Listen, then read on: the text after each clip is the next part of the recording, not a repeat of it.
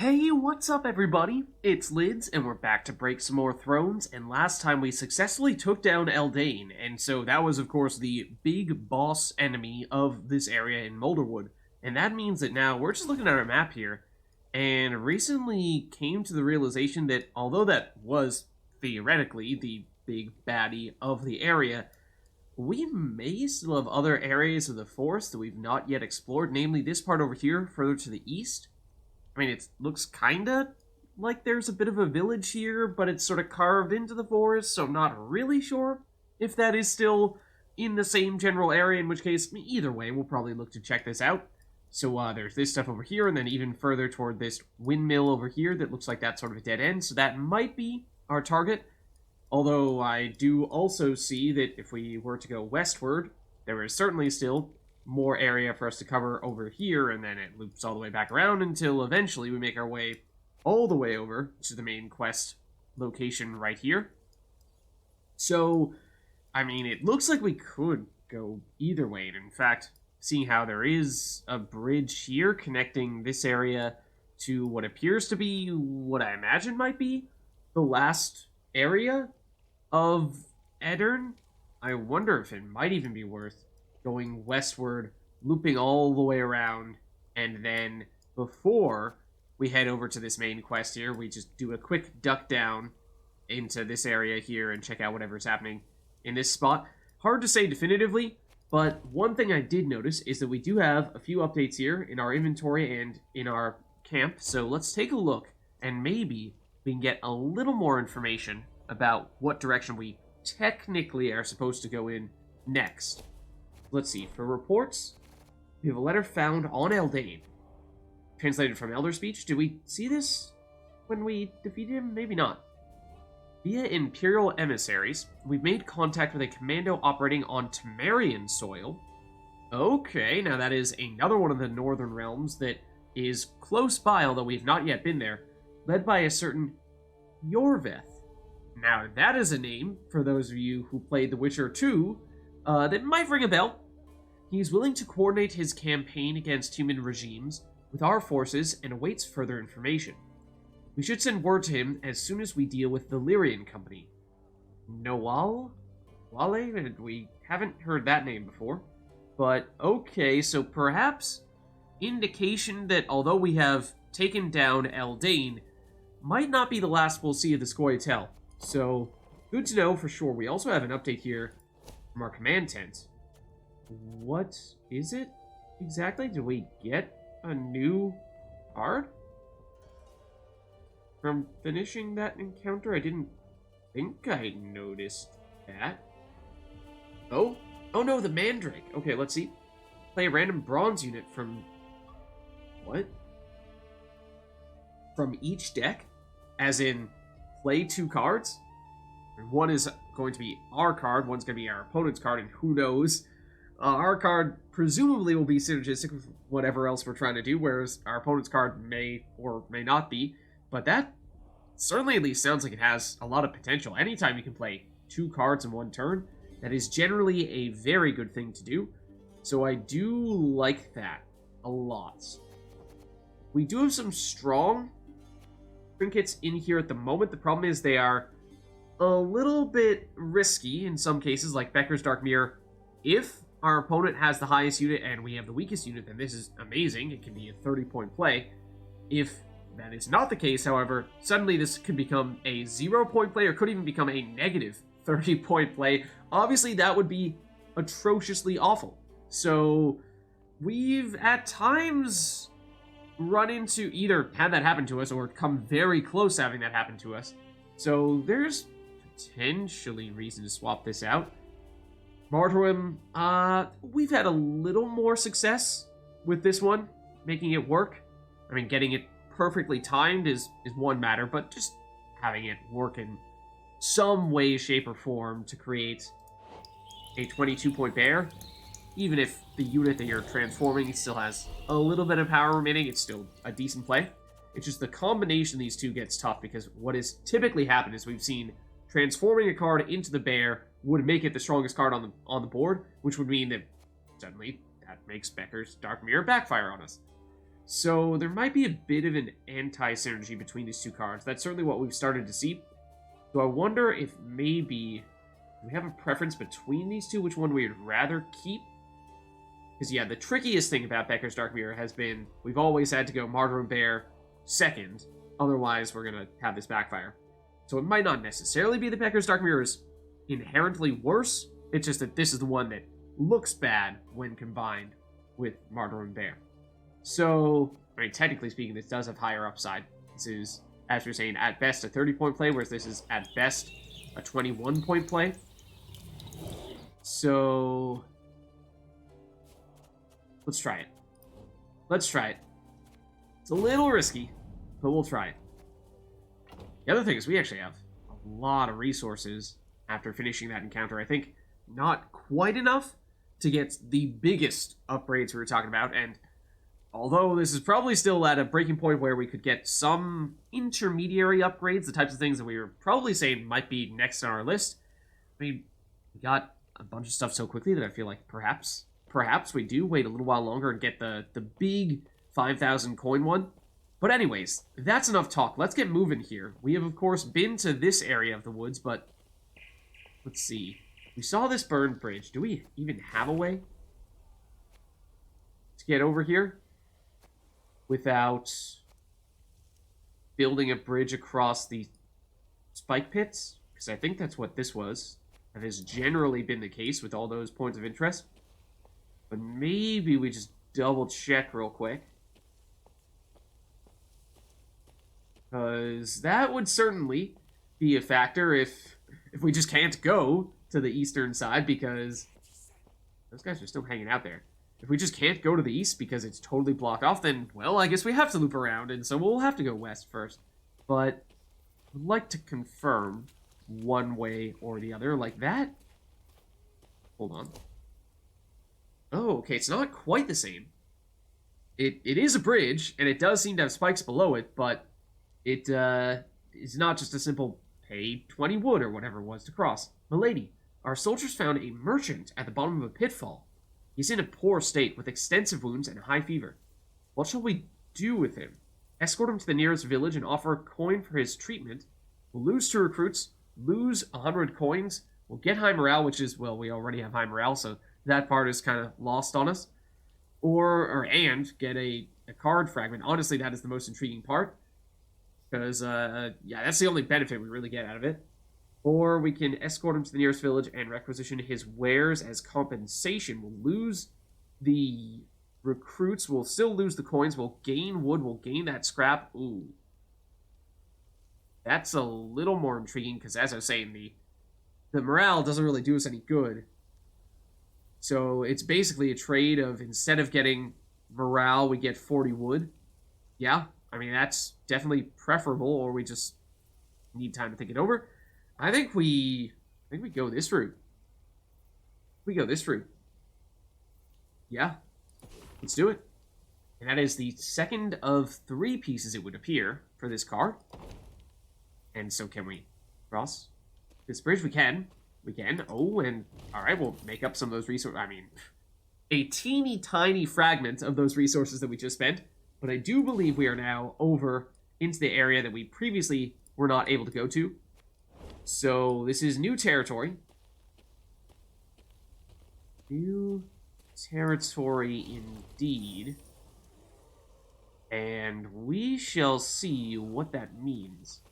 What is this? Those look like monsters.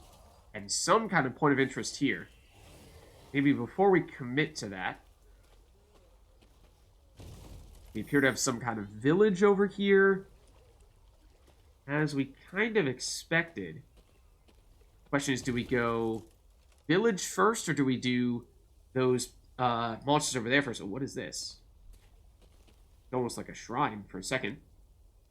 I'm feeling like maybe we actually check out the village first, because it appears to have a notice board. That could give us a little more information about what we're dealing with here. Why do we still have that marker there? Hold on. There's something we are missing here? Spoken with everyone here. Not entirely sure, just to double check. So, the upgrades we were talking about, we could get an additional trinket. Not bad, I mean, it's pretty decent value. It's not a very expensive upgrade, so that's certainly possible. This was the sort of intermediary upgrade we were talking about. Having units cost 10% less toward our recruit cap, making it so we can get more good units in our deck. Just, again, we're deliberately making a point, in case this has not been clear yet, because it has absolutely been our strategy thus far, has been focusing on the long-term upgrades as early as possible, doing things like increasing the amount of gold and other resources that we get anytime we complete an encounter, because the earlier we do that, the more it adds up, the more it benefits us over time. Whereas if you do that at the end, then it might not even pay off at all. So it means short-term we're going to suffer a little bit, because we're not going to be investing those things in the immediate benefit, or we're not going to immediately realize the benefits of those things, but once we get some of those done, we'll have tons of flexibility with our recruit cap. Our units will cost less towards our recruit cap. Every time we complete those encounters, we'll get more resources, and so long term, it will make us much, much more powerful. So that's the plan, and that's why this is still very intriguing. What I was saying earlier was that, just doing the math here, our current recruit cap is what, 150? So by having units cost 10% less, that gives us functionally 15 additional recruit cap points, whereas going from 150 to 200 is 50, not 15. So yeah, that's a pretty big difference. We do have enough wood for it. We do need about 1,800 more rounds, so we're not there yet, but I'm wondering if maybe we learn about some things we can do in town. That might change. And what is this? Letter found. Attention. In light of recent events in Molderwood, okay, so this is outside of Molderwood, but perhaps they've heard about what we were doing, I hereby order the following. Representatives of the elder races caught consorting with Scoia'tael shall be executed without trial, together with their families, and their belongings confiscated. Representatives of the elder races are forbidden to leave their dwellings after dark on penalty of lashing. Taxes for representatives of the elder races shall be increased threefold until further notice. Bronomere County, okay. That is apparently where we are now. So they're making life more difficult for the elves, dwarves, and probably mostly elves and dwarves, but potentially others as well. Notably not humans. Okay, so now we learn about that point of interest there. That might have been no, this is the burning village place that looked like it had monsters in it. There is a point of interest over here, though. Anything else we learned about there? I don't think so, unfortunately. So not the most info that we received there, but there are more people here. This is probably that point of interest. It looks like that might be an elf and that might be a dwarf. Given what we just read, they may not be terribly pleased about the way things are currently going in town, so let's check in. Let's see. Or, I mean, technically we can, if there's stuff we can loot first, we can try doing that, but, oh, this is closed off here. So, just taking a quick look at our map.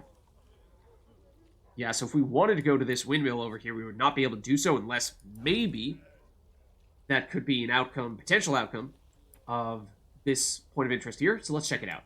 Meve's path took her to the village of Ikenford. Oh dear. Unlike most settlements in the area, not a single human dwelled here. Instead, only elves and dwarves sat on its porches and stared at the passing Lyrians with clear aversion.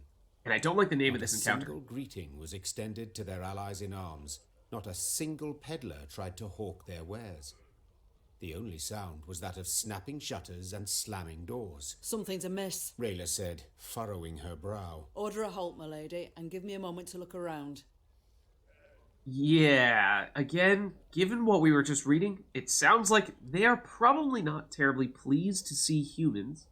So we're just gonna sneak on by real quick. Don't mind us.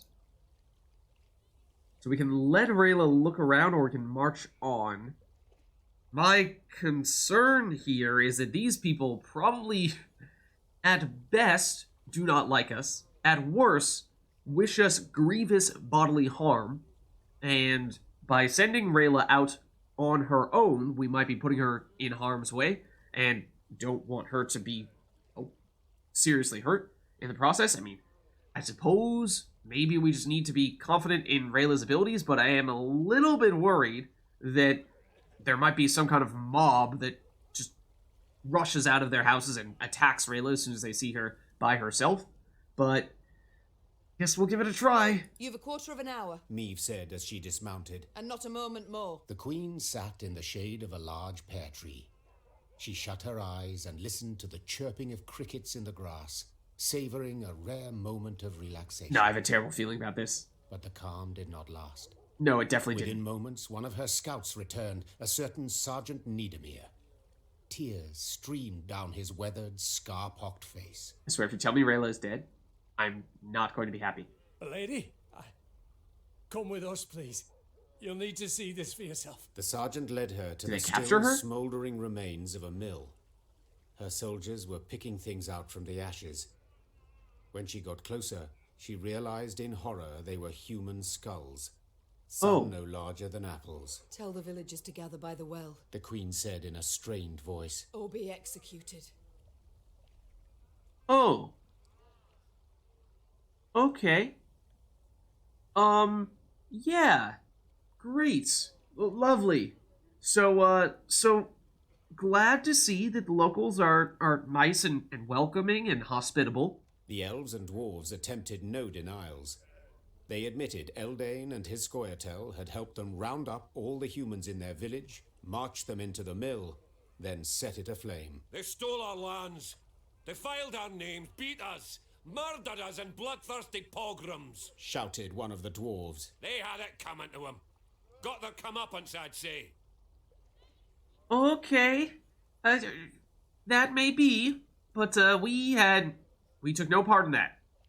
We'll just bid you adieu and carry on here. Meve was no stranger to the cruelty of war, but the enormous evil she found in Ikenford overwhelmed her.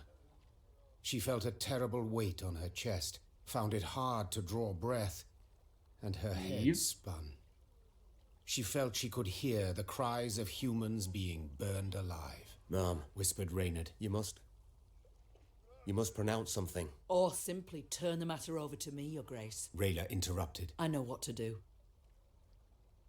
Poof. I mean, this is really the first time that Meve has been overwhelmed by the situation we find ourselves in. Even when our own son turned on us, Meve was like, I am not taking this for a second. I will fight my way back and earn my crown. But no, this time it's a little too... I mean, like, they burned children alive? That's what it sounds like. So, understandably so, but let's see. So we can either have the non-humans escorted to the nearest city, or we can let Rayla punish them as she sees fit. So this sounds a whole lot like, again, we were talking about it a little bit earlier, but a situation in which if we still had Eik in our group, he would not like this. He would absolutely hate this. So I'm sure that if we still had him, it'd be the kind of thing where he'd say, yeah, I'm out of here. I am not spending another minute with you guys. I do not trust you. You do not share the same values that I share, or that I have. So, of course, we don't have him anymore, so we could do this to appease Rayla. And, of course, in doing so, make everyone in the area absolutely hate us, even more so than they already do. That being said, we wouldn't need to sacrifice 6 recruits, which is a pretty steep price. So I don't love that. If the only downside is that we would potentially lose some teammates that might have their loyalty to us, might be questioning their loyalty to us a little bit. We might lose them, and we've already lost any of those people that we think we might theoretically lose, then maybe we're fine doing this, and there actually is no downside. It's, of course, a terrible, terrible thing to do, but we're going to try it. We're going to try it. I don't think Rayla would leave us if we opted not to. I think the 6 recruits we'd spend is probably price enough, but I don't know. I'm largely just looking at I don't want to spend 6 recruits there. So I'm being a little greedy, but we'll try it. Do as you see fit. Meve said quietly, gaze fixed on the ground. The queen snapped her reins and rode out of the village. She did not want to witness the bloody massacre of non-humans her soldiers were about to perpetrate. What she had seen at the mill already sufficed to keep her awake for many nights to come. Okay.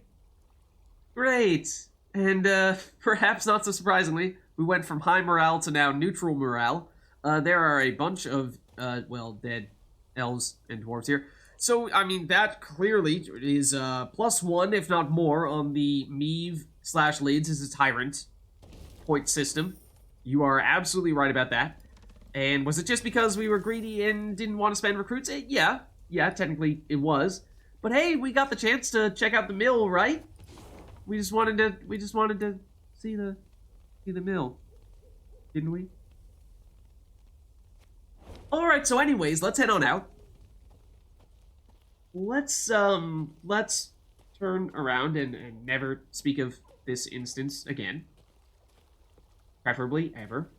So, I believe there was some kind of encounter up here. Some monsters, perhaps. Let's go check that out. Whoa. Nilfgaardians, actually, against those monsters. What was that? Meve asked Reynard, who rode beside her. A scream. A man's, I think. Need to investigate. Gather a few men and we ride. Quickly! The screaming came from a small settlement. When Meve rode up to its farmhouses, her horse reared and neighed in terror. Necrophages swarmed all around. The monsters surrounded a few Nilfgaardians who were trying, with no success, to chase them off with torches. Reynard swept his gaze over the carnage and said, They cannot stave them off, and their armor is too heavy for them to flee. Interesting. Perhaps you should have packed a little lighter, huh? Also, I can't help but think that this ghoul or necrophage over here looks a whole lot like a monkey, but, you know, that's beside the point. So, now this is another difficult question. Of course, we were absolutely horrendous people last time around. We opted to, we were the ones who did the whole brutally murder / cause grievous harm to people option, whereas this time we could be merciful. This time we could say, sure, you Nilfgaardians are waging war on the entire Northern Realms, and you have turned our own son against us and driven us out of our own kingdom, but we could still try to save you. Or we could say, you know what, we'll just let these ghouls eat you alive. We'll redeem ourselves. We'll save them. Meve was uncertain at first how to act. But when she saw ghouls snatch one of the Nilfgaardians and rip him to shreds, she drew her sword. No one deserves such a death.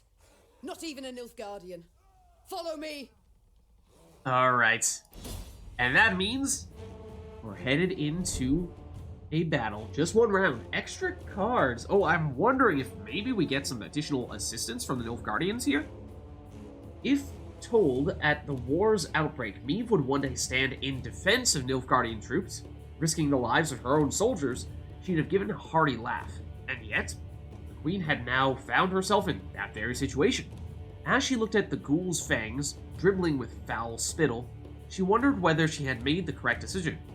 Whatever her conclusion, the opportunity to retreat had already long passed, and so, once again, we kind of walk this tightrope of, well, we do one thing that is totally horrible and makes me feel terrible about myself, and then soon thereafter we say, alright, well maybe this is a chance to redeem ourselves a little bit, when maybe we ought to just go all the way down one of those paths and stick to it, but anyways, let's check it out.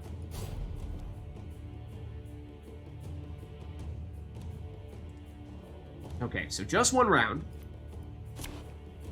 And before we pick our hand here, remember we do have the new Mandrake card. Let's take a look at what we are dealing with here. Bloodthirsty Alghoul, consume the top unit in your graveyard and spawn a base copy of it. Ooh. Okay, and they do start with cards in their graveyard. It's a bunch of Nilfgaardians. Okay.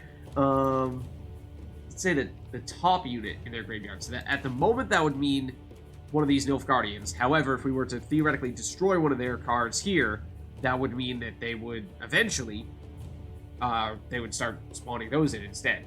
So, okay. And other than that, they have grave hags every 2 turns. On turn start, consume the top unit from your graveyard. Okay, so they're doing a whole lot of consuming the top unit. We still have... Okay, good. We still have Becker's Dark Mirror. I was going to say, it really sounds like they're going to have just a few extremely powerful cards. Certainly, at least with the Grave Hags. Both of those are going to do that. So yeah, they're going to eat through these Nilfgaardians very quickly. Then the Hulking Neckers. Is that new? Every turn on turn start, summon a Necker from your deck or boost self by 1 if this row is full. Oh. Thought we'd seen Neckers before. The whole summon a Necker from your deck part, definitely that was some of the first encounters that we had and we struggled with initially in Eddard. But I wonder if the Hulking Necker, that might be new with the whole boost self if this row is full, because that was one way that we sort of started to counter that. So that may not work quite as well this time. And for that reason, I'm not entirely sure what approach we want to take here. Let's see. So we could set rows on fire, because certainly at least this melee row is going to have a whole lot of units in it. So that's not a bad idea. We could mark some cards, and eventually that damage would start to build up. We do have Xavier. And can he work by himself? Choose a card with an order, give it 1 charge. We need Rayla to go with him still, don't we? We can't use him to get Rayla? No. Do we have anything else with a charge? I don't think so. So, yeah, that becomes something we'd very much like to make happen. So, I do actually like the Strays Infiltrators on this occasion, I think. It's a card that I've been fairly critical of in recent past, because we've been going against a bunch of high damage Scoia'tael opponents, whereas this time, as we were saying before, those Grave Hags are going to get humongous, so basically absorbing all those boosts, using the Infiltrators becomes a very intriguing option. And also critical of the Scytheman. Let's dump that Knickers. Do we want him in hand? Because he does do stuff if he's hanging out in our deck. When we play a gold card, he gets summoned, and we do have gold cards in our hand, so we don't really need him in hand. I think we dump him. The Slinger is interesting, because we could potentially move around these Neckers a bit, and in doing so, we could... Our leader ability, if we go first, we can just immediately destroy them all. So that's intriguing. May not even need the Slingers to help us out with that. I'm skeptical of having this many Strays Cavalry, and I still don't really like the Scytheman. Okay, sure, we'll go with that, but I really want to get Rayla, and we don't have her, which means at the moment we have no units with order abilities, which means that Xavier is actually quite literally useless. Well, he's a 6-point body, which is not very good. So we're going to swap him out, and then I'm sure we're going to get Rayla to replace him, and then we're going to go. If we only knew. Lower your weapons. Okay, it's Raynard instead, who is We're equally here to useless. rescue you. Okay. So, when we heard about having extra cards, I've not yet really seen what that is going to entail, but I do wonder if perhaps the Nilfgaardians will actually assist us at any point in time. So let's use our leader ability here to get rid of these Neckers, and they will get consumed. Oh. They'll get consumed. These guys would just consume them and absorb their power, whereas their leader ability will actually resummon them. Spawn a base copy of it.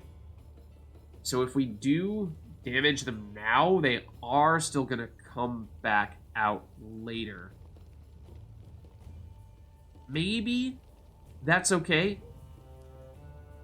If we get our leader ability back quickly enough, we can still deal enough damage to remove the other Neckers that come out after that. This is on cooldown 3, so I mean, yeah, we're basically fighting a war of cooldowns, and their cooldown is faster than our cooldown, so I think we lose that battle, but if we can just hold it off for a little bit, that might still be the way to go here. So, in that case, I think we are going to use the leader ability right off the bat. At least Raynard's 10 points, whereas Xavier was just 6. I'm wondering... I would love to set a row on fire as soon as possible, but I'd like to do that in the row that has all the neckers. If we get rid of these guys, then, I mean, are the subsequent neckers going to end up in this melee row still? Are they going to end up in the range row? So we might want to wait for that just a little bit before we commit. Might even start cavalry here. That is another one that we want to have happening as soon as possible. And get rid of these hulking neckers. As I said, they're going to end up coming back from their leader ability. Oh, and I totally didn't even see our Yeso footman. What is the deal here? On round 1 start, appear on the battlefield. After 4 turns on turn start, duel the lowest enemy. Okay, and this actually is a Nilfgaardian unit. So duel means that they will take turns damaging each other. So basically, this will hit whatever the lowest enemy unit is. At the moment, that would mean the hulking necker. And then the necker would attack back, and so on and so forth until somebody gets destroyed. And most importantly, our card hits first. So that means that, you know, we're dealing 3 damage, whereas, you know, they're dealing, in this case, it would be 4 damage. So it's still not working out all that well for us. But if we were to say, technically speaking, it's a little early for Becker's Dark Mirror, but we could make that happen relatively soon. That could make one of these footmen into a huge dueling unit and just absolutely eviscerate our opponent, so I like that a lot. Wondering if, well, if we are going to go that route, just want to make sure that we don't accidentally play something that becomes the biggest unit. We'd like to still have us damaging these guys, so I think we might set this melee row on fire in that case. Again, we're taking a little bit of a gamble here, hoping that this does become the row with all the neckers in it. I mean, there is a necker down there right now, so yes, there are definitely going to be at least some more coming over there. As we are seeing.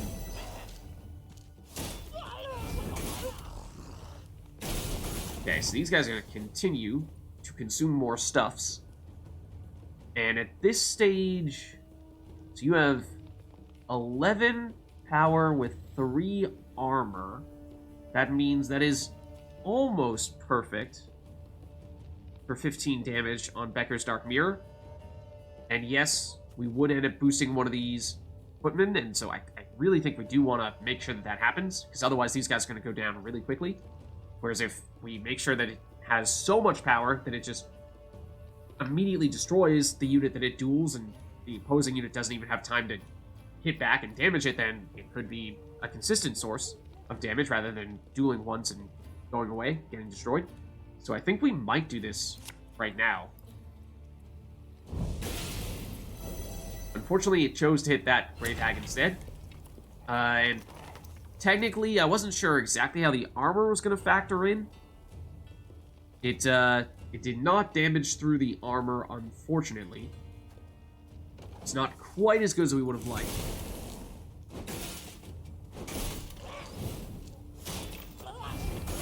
And they're just going to have a ton of those. Okay, there's the dueling. Let the ghouls eat him, I say. Silence! The Queen has made her decision. Alright, alright. Enough of that talk, soldier. So, these guys, they only do it once. After 4 turns. Okay. Alright, so in that case, I suppose there wasn't as much reason to optimize the dueling. But we can still benefit from actually having these Grave Hags being quite big if we time our Crazed Infiltrators. So bear that in mind.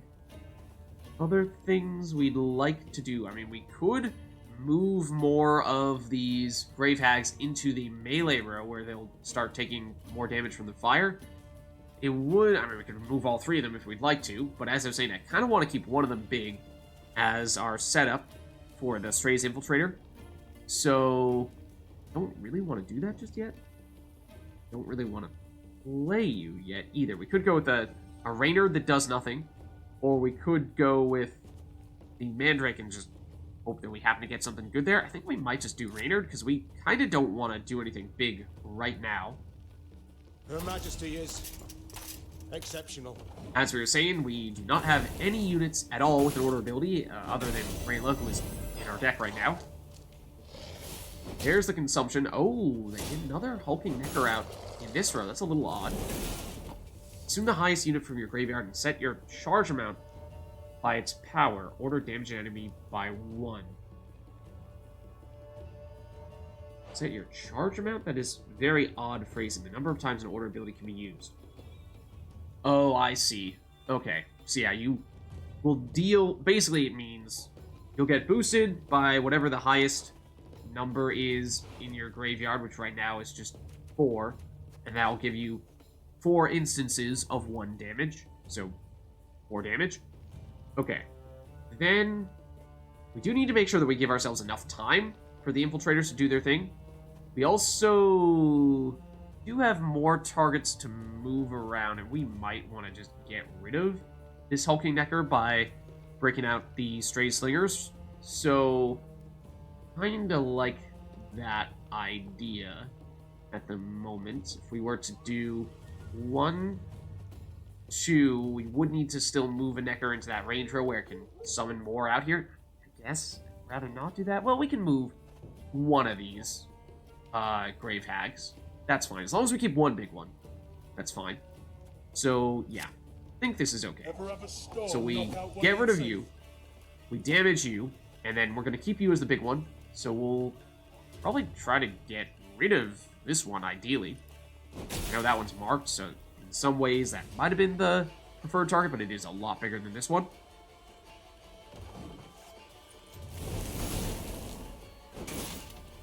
So these guys are going to start to fill the row pretty quickly. So they are going to begin to get boosted. Find me... Death Wish damage all units on this row by 3. Okay, so we would love to get rid of those. And we do have our leader ability back. And it's a little tough to gauge what number we should be going for here. 6, there's 3, I believe, cards on 6 power. So that's certainly an option, but it wouldn't be enough to destroy any of those, or at least not guarantee that we destroy any of those unless fire happens to proc on those. We go for the 4s, there's only 2 of them, but that is a guarantee that we get 2 kills. That is kind of nice.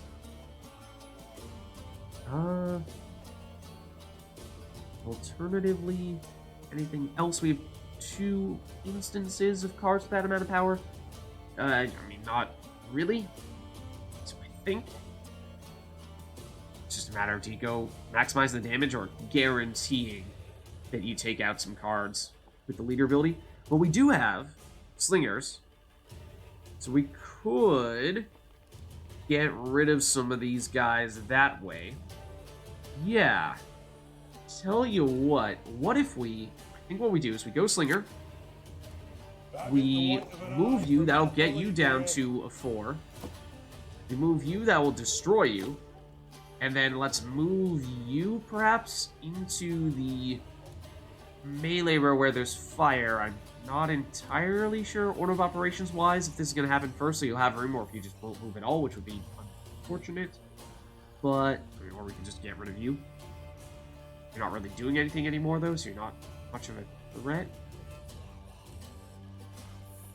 Let's try doing that. Okay, it does work. Good. So you're on 4 power. That means we now have 3 units that are on 4 power. So we do leader ability on the 4s. Get rid of all those. And now we're going to need to start doing our infiltrators probably on our next turn. Let's not forget about them.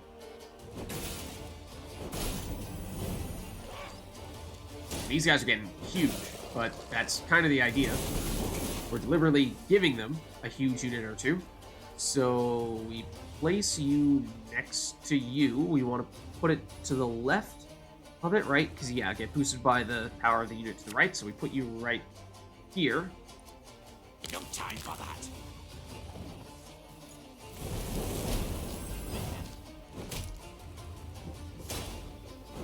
Okay, 4 of these guys.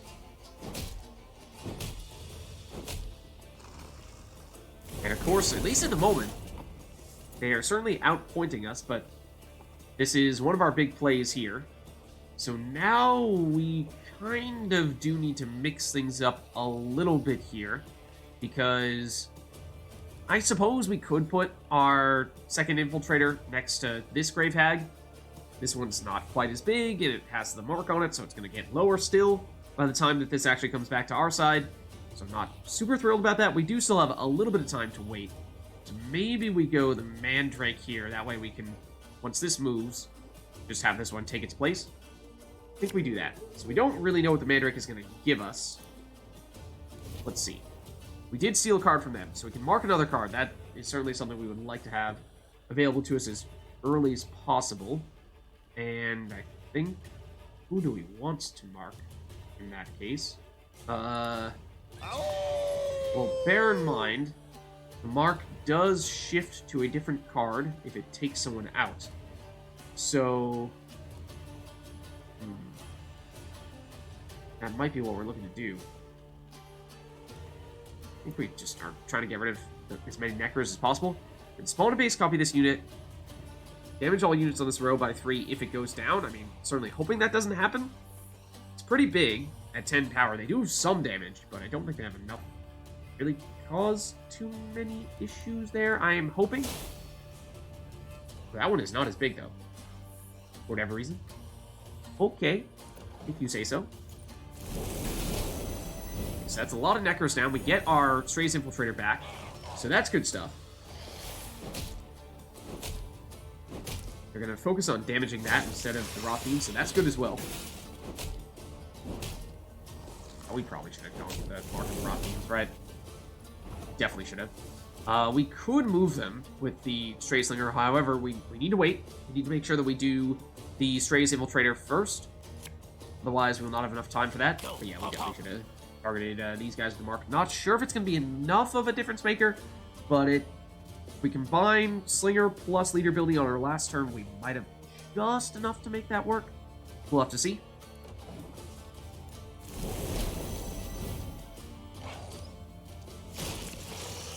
Okay, even more Rock Fiends.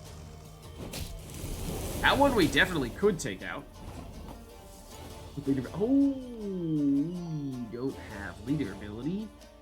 Okay, well that hurts. Alrighty then. In which case, that complicates matters a bit. So we can do some damage here, but can we do enough? I think the answer is almost certainly no. Oh, hold on though. Hold on though. This we can destroy. We can guarantee we get rid of it with the Slinger. And if we do that, then if we destroy it with the Slinger, is it going to get destroyed in this row? Because the Slinger moves it. So does it trigger in this row or does it trigger in that row? Because we actually don't want to have it trigger in that row, because then we would take out our Infiltrator, and that is not something that we want to see. Ooh, that does make matters a little bit complicated. Yeah. Yikes. Big yikes. So this, we may just not quite have gotten things to work out our way this time, by the looks of things. If we go with the Slinger, I mean, who do we move? Bigger they are, easier they are to touch. Because we want to get rid of these Rotfiends, but we need to get rid of them in the melee row, otherwise it's going to backfire on us. So that means we, at least at risk of potentially triggering the Rotfiend damage in the range row, we can't target you, or we could target you, but, I mean, is that really benefiting us at all? I mean, we probably want to knock you down. I think what we do is we're just banking on us getting the fire to trigger here, and we try to get as many chained Rotfiends as possible in this melee row. So we just move them all there. So it needs to be this one triggers, and then I guess we need the fire to trigger on you as well, and then that's enough to damage everyone by 3, damage everyone by another 3, and at that point, you know, chain reaction, everybody's going down except for maybe that Grave Hag. We can move that because why not? And, well, fire. Bail us out.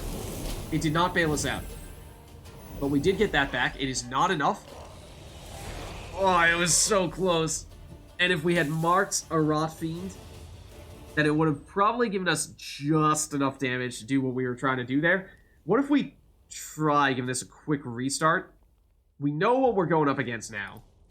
We know what we're going up against. We did get a little unlucky with Reynard and Xavier, so let's get rid of them. I do like the Slingers. We definitely would like to be able to set a row on fire. That is kind of crucially important. Okay, there we go. That's one row we can set on fire. That's important. We'd also like to have an infiltrator for once, but yeah, the cavalry was okay. It was okay, but I think we would probably still prefer an infiltrator over this. Lower your weapons. Or Gascon. We have a lot of We're here to movement. rescue you. Okay. We also mistimed our Becker's Dark Mirror a little bit. We do have a Mandrake, which could potentially give us an infiltrator, in which case we'd kind of like to save this for later, but let's see. So, we know that we can use our broadsword to get rid of these neckers, and if we do so, they're going to come back out immediately. So, I mean, it's an option, but maybe it's either that or it's hitting Grave Hags that are, for the most part, going to shrug it off with their armor. So, I think we just go Cavalry, mark you, because otherwise, or one of you, because otherwise, these guys, they're going to get taken out anyway. Alright. So yeah, not loving that we don't have infiltrators. That would have been pretty important. Pretty important for us to get. These guys are going to start dueling fairly soon. And so, I mean, we're probably looking to set this row on fire now as quickly as possible. This could hurt. Even if there's only one unit there at the moment, they're gonna get more, because that's what this Necker does.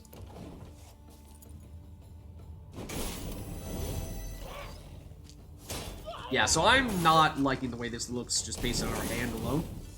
So we may need to come back to this on a future occasion. We'll have to see. I mean, we could try bumping down all these Grave Hags into the Flaming Row, because as of right now, we don't have any infiltrators. So it's not like we have the we can use that same strategy of let one or two of those Grave Hags get huge and just benefit off of their own boosting.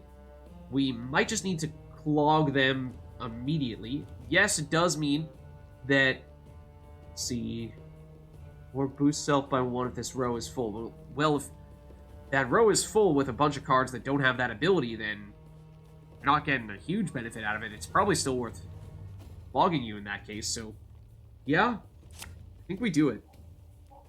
Thing about slings, they hide well. Okay. These guys are gonna do possibly right now. We do know about the Rot Fiends, and that is, I think, gonna be, for the most part, our key to success. Let the ghouls eat them, I say. Silence! The Queen has made her decision. Is getting these Rot Fiends in the row with fire as quickly as possible, and then having the fire eventually take them out, and in doing so, take out the other cards next to them. So we could do that now, however, there are only 2 Rot Fiends at the moment, so there's not enough to move everyone there, and we'd have to move a card out of the Flaming Row, so that's not ideal. I mean, we could play Gascon. Doesn't really matter when we play him, as long as he doesn't actually get destroyed, but I don't think that's going to happen. They have some damage, but not that much damage. So, maybe we... Oh, except we want to... If we play Gascon, we're potentially playing into Becker's Dark Mirror a bit, and I'd rather not do that. So, we might go Mandrake here. Let's see. We do get an Infiltrator. So it is, unfortunately, not the best of timing for that Infiltrator, because we could play it here next to the Grave Hag, but it is potentially going to get destroyed by the fire. And we didn't give a ton of time for that Grave Hag to power up. It is going to get a little bit stronger on their next turn, but maybe that's a risk we still take. No time for that. Then, so the thing is, we don't have Neckers. We could potentially fill one of our rows, and then it will at least get boosted by 1. That's something. I guess that's what we're playing for in that case. Okay, but that was questionable. It's definitely questionable. Okay, as we were saying, we do want that Grave Hag to get bigger. And fortunately, the fire did not trigger on the Infiltrator, which I think means it will survive. So now, however, it does mean we are not as keen on moving these Rot Fiends into the melee row. So, or we could Becker's Dark Mirror, except we don't want to damage this one, we want to damage this one, and that may not happen. So, okay.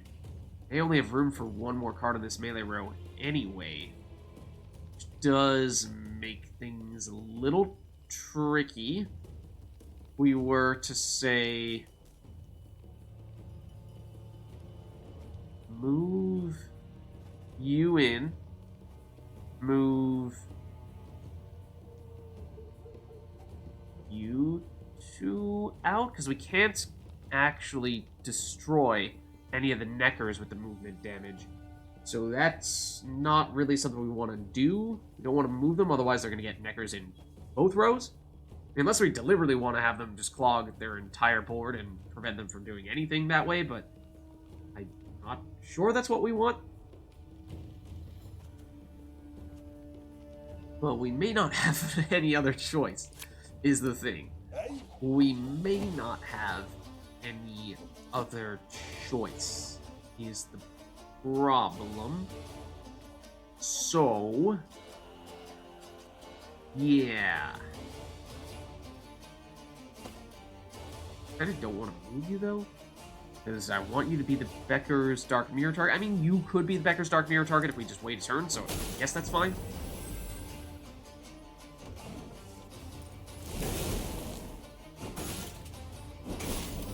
Okay, now you come back. Now we can hit anyone with Becker's Dark Mirror, it'll be fine.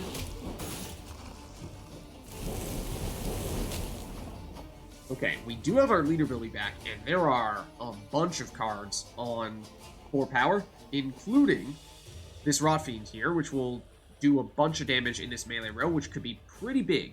So we'd like to probably...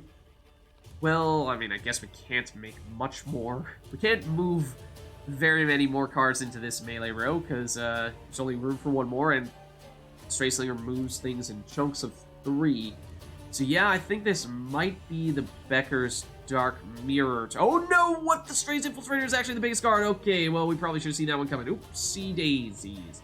I mean, these will get bigger, so we can wait longer. Okay, we just don't play it now. We just don't play it now. We also don't want to play Gascon right now, because he, well, yes, he is bigger than these guys, but as we were saying, he won't be for much longer. So I think we actually do play Gascon. And just when you thought things were about and then to we get dull. do this. That will deal a bunch of damage here. We would ideally be chaining that together to have one Rot Fiend take out another Rot Fiend, take out another Rot Fiend, and just wipe the entire side of the board, but that almost happened there. So now what we're looking for is for you to get boosted a lot in your ability. That way we can actually use Becker's Dark Mirror, which is now the case.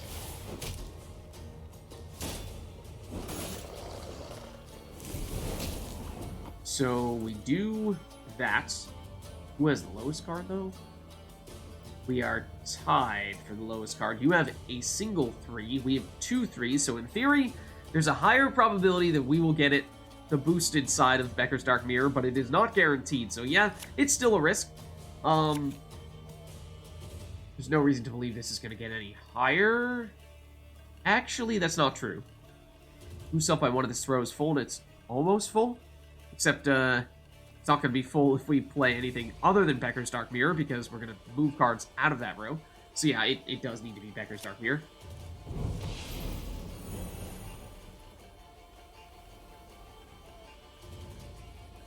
Okay, then. We knew it was possible. We knew it was possible. Yes, we did set ourselves up for that to a certain extent. But needless to say, that is not what we wanted to have happen. And so there is now certainly a possibility, or a probability, that things just go horribly wrong here.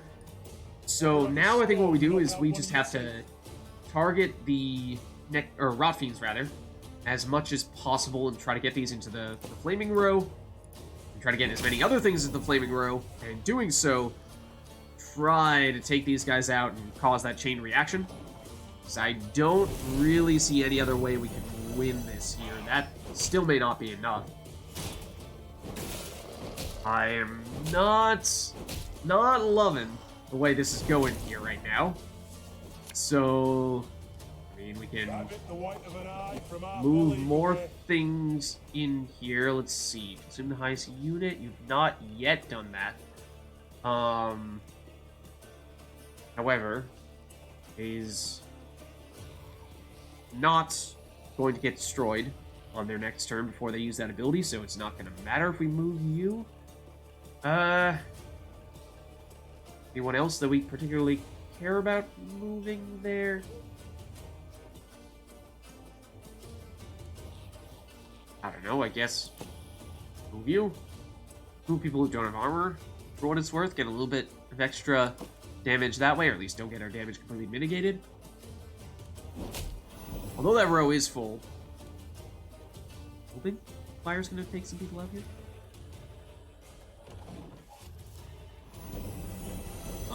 Okay, the order of operations is such that although we did get the fire to proc on the enemy that we wanted to proc on, apparently it checks for that ability before it checks for the fire damage. There was no way of us knowing that. So, yeah, it did work according to plan, but it didn't matter. So, so that's lovely. That's great. That's fantastic. So, once again, without the ability to use our leader ability one more time, we find ourselves in a situation where we cannot guarantee any rot fiend kills. What the heck, man?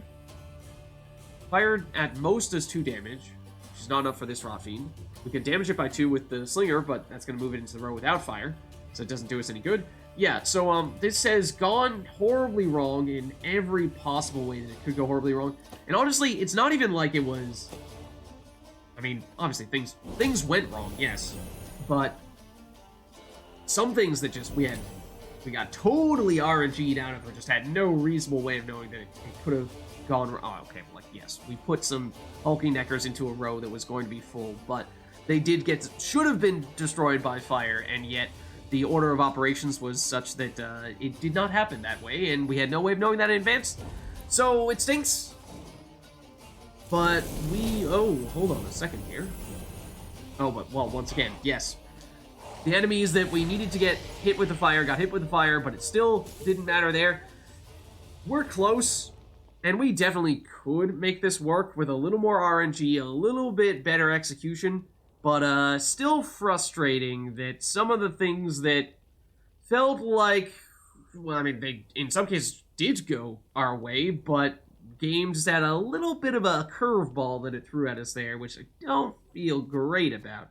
But anyways, I think we do need to hop out here after that one, because difficult as it was, or technically our last checkpoint, I suppose, was back here. But I do think we're going to be looking to wrap things up here. We, of course, did commit vile atrocities in this town, and we did attempt to redeem ourselves by saving some Nilfgaardians. Oh, and great job, Lids. I would like to not do this right now, because as I was just saying, we do probably want to wrap things up here. So, with that being said, maybe we'll just leave it on this screen for the time being, rather than saying we'll leave the Nilfgaardians in case the game decides to save immediately after we do that, because then we would dig ourselves into even more of a hole. But anyways, like I said, we'll wrap things up here. So thank you all for watching. Hope you enjoyed the video. We'll see if we can redeem ourselves next time by saving these Nilfgaardians, or potentially by fleeing the scene of the crime and coming back on a later occasion when we have an actually coherent deck that is capable of winning encounters such as this. But with that being said, I'll catch you next time.